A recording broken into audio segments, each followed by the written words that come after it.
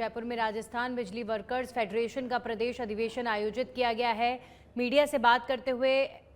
एटक की राष्ट्रीय महासचिव अमरजीत कौर और इलाहाबाद हाईकोर्ट के पूर्व मुख्य जस्टिस गोविंद माथुर ने बताया कि अधिवेशन में बिजली क्षेत्र के भविष्य और कर्मचारियों के हितों पर गंभीर मंथन हुआ है, जिसमें बिजली जैसे सार्वजनिक का उपक्रमों को बेहतर बनाने पर जोर दिया गया। साथ ही कई महत्वपूर्ण प्रस्ताव भी पारित हुए। कार्यक्रम में प्रदेश भर से करीब 400 प्रतिभागी शामिल हुए।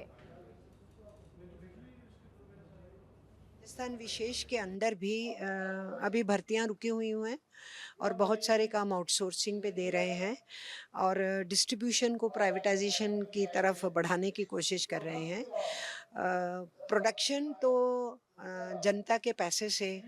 घाटे का सौदा सरकार करे और जब उसकी डिस्ट्रीब्यूशन हो और उसमें से मुनाफा कमाना हो तो अडानीज और अंबानीज कमाएं, तो ये गलत बात है। और फिर अगर उस तरीके का बिल पास होता है तो होगा क्या कि जैसे हर स्टेट गवर्नमेंट को अधिकार है कि वहाँ के किसानों को कोई सब्सिडी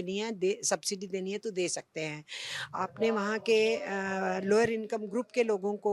फ्री बिजली कुछ यूनिट्स तक देनी है तो आप फैसला ले सकते हैं। आपने एजुकेशनल इंस्टीट्यूशंस को या हॉस्पिटल्स को या जो छोटा लेवल का उद्योग है उसको आप सस्ती बिजली दें ताकि वो प्रोडक्शन ठीक से कर पाए तो आप दे सकते हैं। पर ये अगर बिजली का ये बिल पास होता है तो उससे ये सारे अधिकार राज्य सरकारों से छीन लिए जाएंगे और उसमें क्लियर लिखा है कि आप जिनको प्राइवेट सेक्टर में बिजली को देंगे वितरण के लिए उनको आपने जितने का ठेका दिया हुआ है वो उतना नहीं भी दें, उससे आधे से भी दें। लेकिन जो हमारे नए अमेंडमेंट आ रहे हैं इलेक्ट्रिसिटी एक्ट में और उसी तरह से और लेबर कोड के अंदर जिस तरह से पुराने हमारे 29 श्रम कानूनों को बदल करके 4 जो लेबर कोड आ रहे हैं उसको लेकर के बहुत विवाद है और वो जो अधिकार लंबे वर्षों के अंदर से प्राप्त किए गए हैं ऐसा लगता है कि वो पूरी तरह ख़त्म हो जाएंगे।